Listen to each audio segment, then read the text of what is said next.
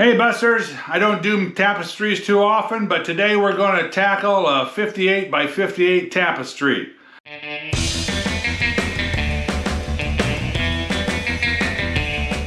Welcome YouTube and welcome back to all my Buster buddies. Hey, it's your big kahuna here, Brad, and this is Brad's Boredom and Busters, your tie-dye art channel. Alright, so yes, I don't do tapestries too often, but I thought we'd tackle a pretty large one. And so I thought it'd be kind of fun to actually do multiple tie-ups on the one tapestry. So in the center we're going to try a honeycomb tie-up, and then we're going to transition into a Ronstar tie-up and finish with a lotus flower tie-up. And it should look pretty interesting when we get done with it, and then we're going to ice dye it. You can pick up one of these tapestries by following the links in the description below. And so when you get it, you want to pre-wash that first, and then soak it in soda ash solution for at least 20 minutes, and then put it back in your washer and spin out most of that moisture. I've done that, so mine's ready back here. All right, Busters, before we get started though on this project, let's go over the tools we're going to need for it. So for this particular project, we are going to need a yardstick that'll help lay out all our different folds. We're going to need rubber bands, possibly. I'm not sure if we're going to have anything to scrunch up at the end, but we definitely are going to tie up with sinew, so you'll need that. And you'll need a scissor to cut your sinew, and then a washable marker to lay out your mandala folds. And so that should be about it. I don't think we'll need any other tools. It's pretty simple. And so let's go to the work table and get it folded up. Okay, Buster buddies. So camera's across the room, so hopefully my microphone is picking me up okay. I'll speak up. Like I say, this is pretty large, so some of the folding we'll do standing up. So when you're going to fold this, there's a product ID tag on the back or on one of the hems, and you want that facing you. So when you do the fold up, have that facing you, and then hold it up and fold it in half. So bring the two corners together and shake that out. And then take and fold it in half once again. So grab the bottom two corners and bring that to the top two corners. And then straighten that out.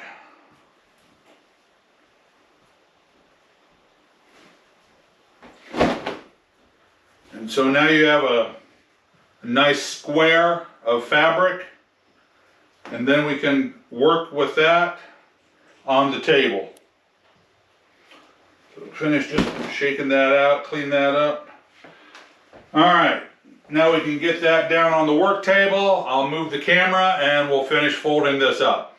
All right, Buster buddies, so after you've got it folded in half twice, and you have basically a square, with this tapestry, this ends up being about 26.5 square.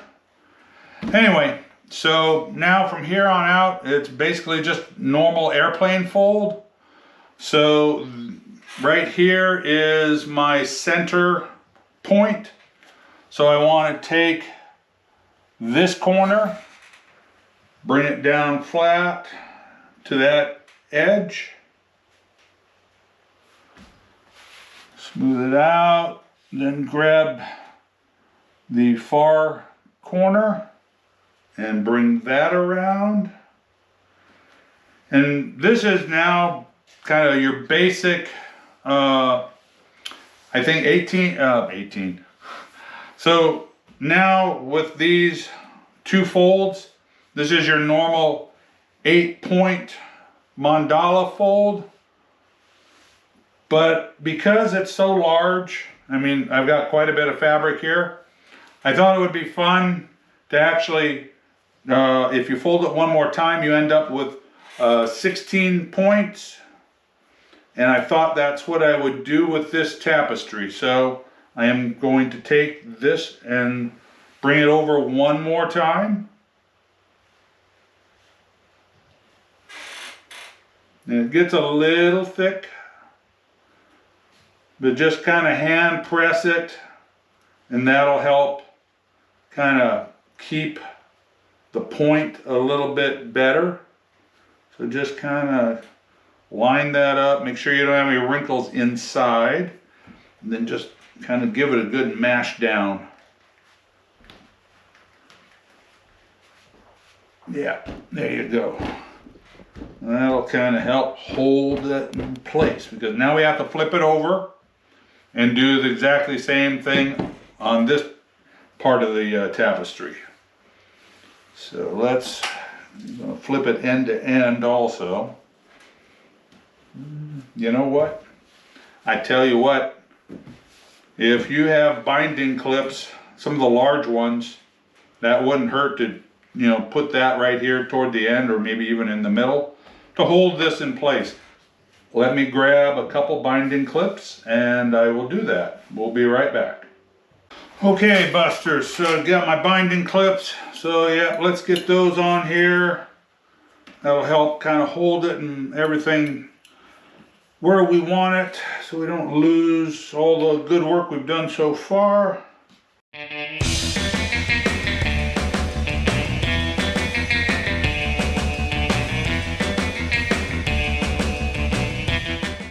All right, so now we just finish up our fold. So grab the corner on the neck side, bring that down to all our other folds, flatten that out, make sure we have no wrinkles. Grab the next point, bring that down.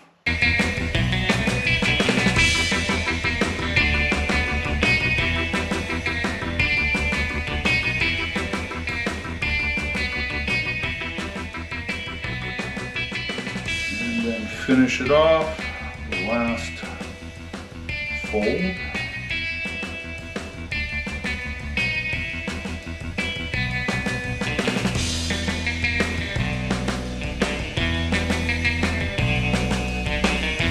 Kind of hand press that down again. So that should give us a 16-point mandala.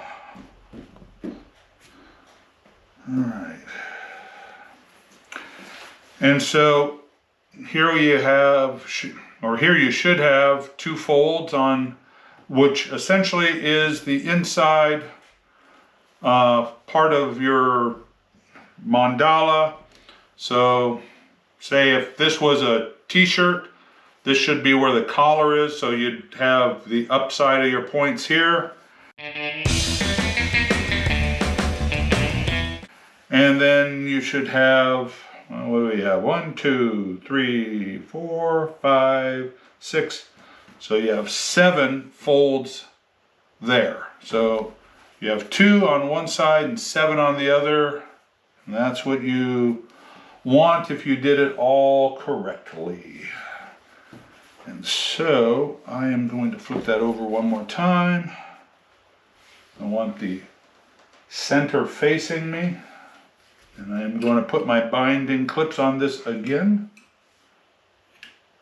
Actually put it on this side. Away from me. Okay, so let me move the camera down closer, because I had it up pretty high because this was big to start with. But now let's get you down closer so you can see what I'm doing. All right, Busters, so just because this is such a large tapestry, it's hard to get the whole thing on camera at one time, but I'll try to make sure you see as much as possible. What I want to do now is actually divide this up. Seeing we're doing 3 different tie-ups, I want to divide it up into 3 different sections. So that's what the yardstick is for. So now we are going to divide this up so we can do our 3 different tie-ups. And so I want to measure it out because this section of the tapestry will probably get scrunched. So I'm just measuring from here to the point. And so that distance is about 28 inches. So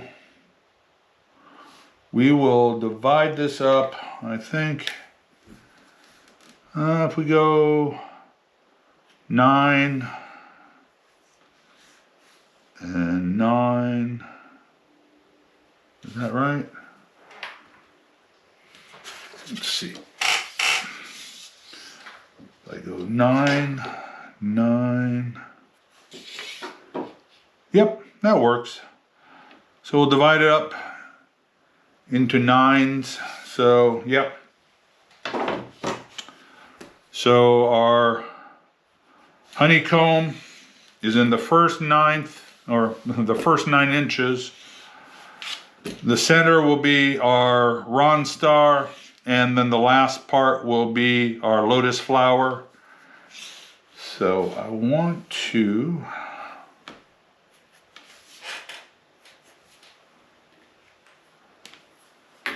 move this there. All right, so get our sinew ready. We'll probably run out of sinew before we finish this whole thing, so I will have to load up more. All right, so I will start here with our honeycomb, which means I'll probably have a large circle in the center. So I'm going to start here.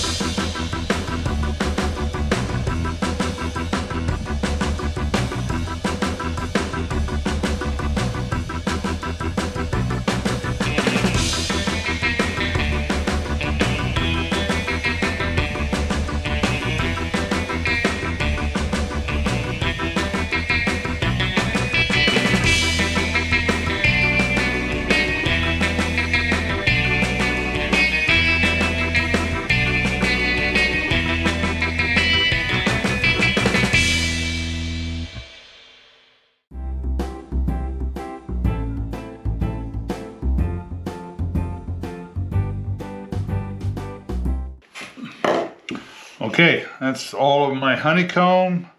So now we transition to the Ronstar.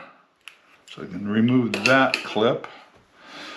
So the Ronstar, if you're familiar with it, or if you've seen my video on the Ronstar, basically we bring the fabric, fold it over, parallel to our sinew, and then that gets tied up diagonally across that fold.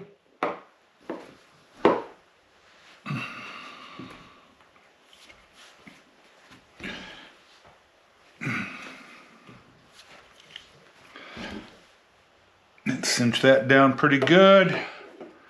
Then you just take and bring your fabric back over parallel again, and then you just come across that fold diagonally.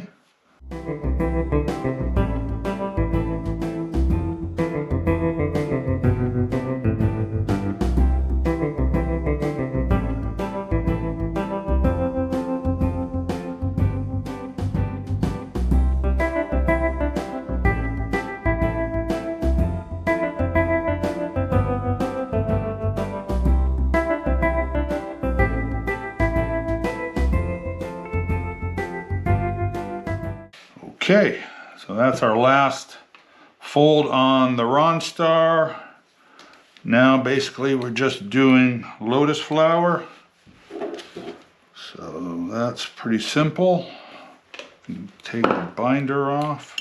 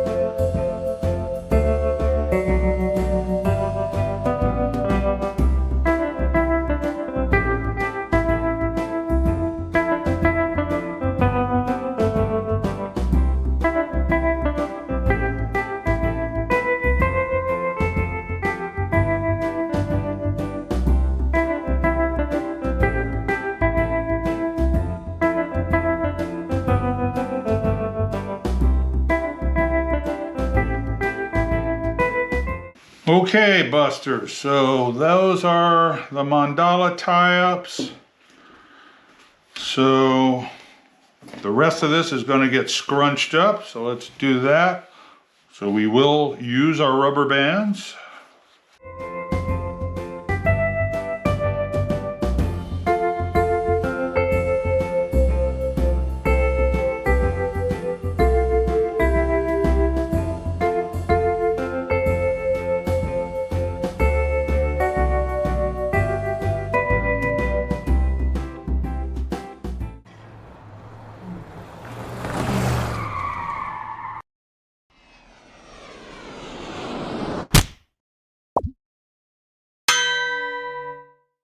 Alright, Buster Buddies, so I've got the Tapestry here in my dye tub.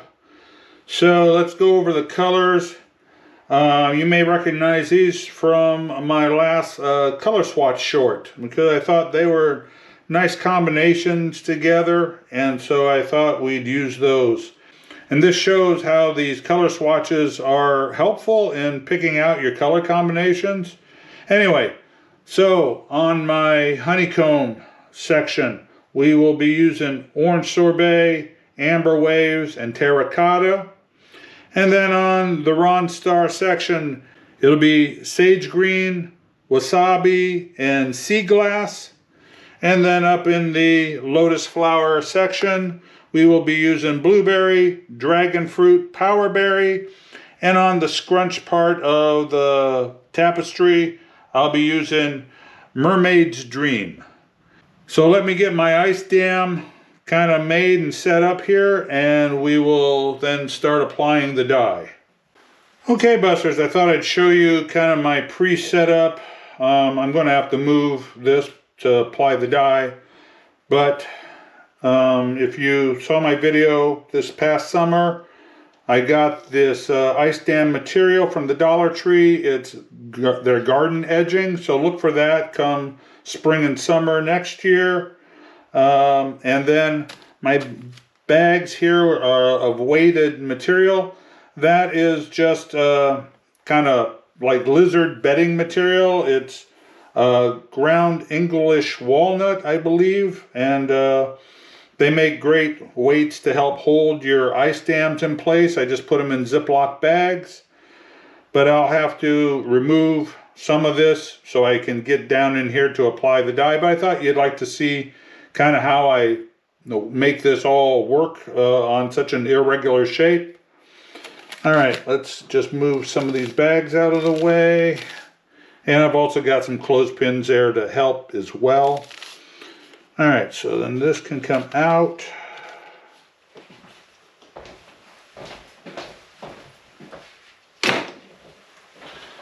All right, so we can start applying the dye now.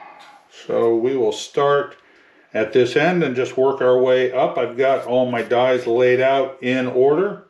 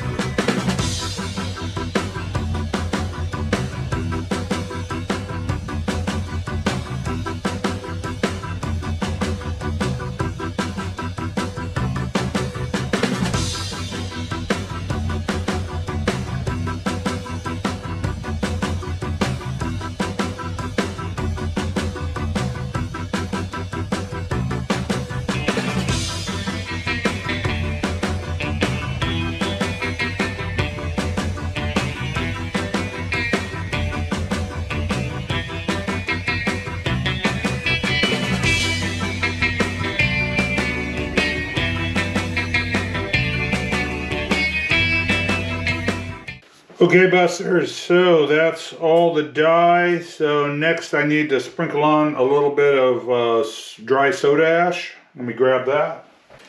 And we apply the dry soda ash when we're ice dyeing, even though we've soaked the fabric already, just to help keep it in proper pH, so the dye will, or the fabric will accept the dye more readily, because we are applying quite a bit of moisture to it, so we don't want to flush out the soda ash that we put in there already. So that just helps keep everything just the way we want it, so we have a successful dye job.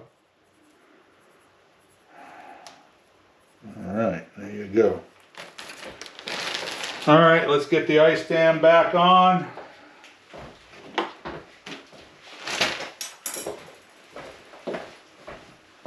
And then we can apply our ice. So, try not to knock off too much dye here.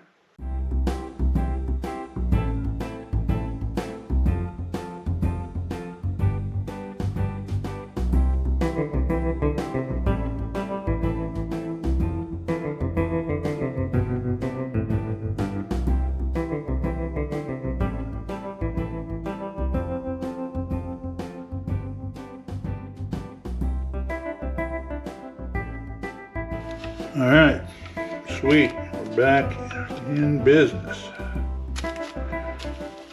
Okay, all right, well, let me get, I can talk.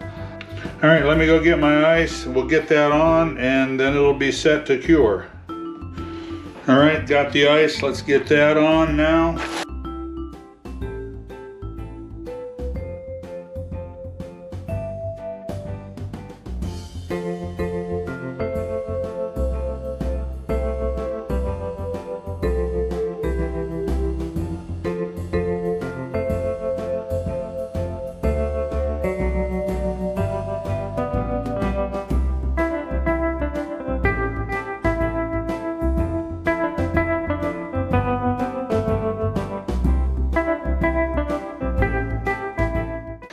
Okay, Buster Buddies, so that's all the ice I'm going to get on here this round. I always do 2 rounds of ice just to make sure I penetrate some of the thicker knots. And actually, because of making this a 16-point fold, we're particularly thick. So I am probably actually going to do 3 applications of ice before I let it cure. So this is going to sit for several days because of that. So I'm going to wait for this to melt out, apply again, let that melt, apply one more time, and I'll probably apply some soda ash in between one of the applications of ice. And so after all my ice has been applied and melted out, then it needs to sit for 24 hours here indoors, because you want it to cure around 70 degrees. And considering it's November, it's too cold for the garage. So this will sit and cure for 24 hours after all the ice is melted. Then I'll take it out and rinse it out in the laundry sink. We'll start with cold water to flush out the soda ash, turn it up to hot to flush out all the dye that hasn't bonded with the tapestry. And then it'll go in the laundry on a hot wash, on a hot water wash, and it'll be washed with detergent and Synthropol. Links to all my chemicals and tools are in the description below, so check that out. And after it's washed and dried, I'll bring it back in here and we will do the grand reveal of this big tapestry. Wish me luck. Peace out, baby. We'll see you then. Well, hi, Buster Buddies. All right, so it's time for our reveal. And I thought, this mandala, I think it looks kind of magical, so I thought I'd do a little prestidigitation to do our reveal. So I've got my book of spells and incantations. Let's find the right spell. Here we are. Okay. Tapestry, Mandalas, Appearance. Okay, hey, that worked. Here it is. Hey, let's take a look at this. All right, the center came out just right. Yep, the honeycomb tie-up with the ice dye this time really worked well. And our Ron Star worked out beautifully also. The only one that kind of didn't work out as well is our regular lotus flower tie-up. It was really thick out here and I just didn't pull the sinew tight enough. But you can see we got a few petals. It's just not as defined as the rest of the tapestry. But still, it's really pretty. It gives it a nice, colorful border. And then our edges, that came out really well also. So, yeah, I mean, overall, I'd give this one a real B+ for sure. This is a beautiful tapestry. Love the color combination. Hey, but that's just my opinion. Leave me comments. Let me know what you think of this one. And if you like these big tapestries, let me know. I can do more. And like I say, we have links to this down in the description. And at that link, there are other sizes. And I could do those as well if you'd be interested in seeing those. But I think this is a real winner. I hope you learned something new on this project. If you did, share it around, tell your friends about me. All right, well, I hope you like this project. Let's do a sign off. Thanks for watching. Peace out, baby. Okay, I think that project turned out rather nice, but that's just my opinion. But tell me in the comments what you think about it. At least I hope you learned something new in this project. And you made it this far in the video, so why don't you subscribe as well? And give me a thumbs up if you really thought this was cool. And Busters, if you like this video, please share it around. That really helps me out as well. And if you'd like to help out my channel, don't forget about my Buy Me a Coffee page. And also use my affiliate links. They're in the description below. Peace out, baby. I love all you subscribers. And go have fun tie-dyeing.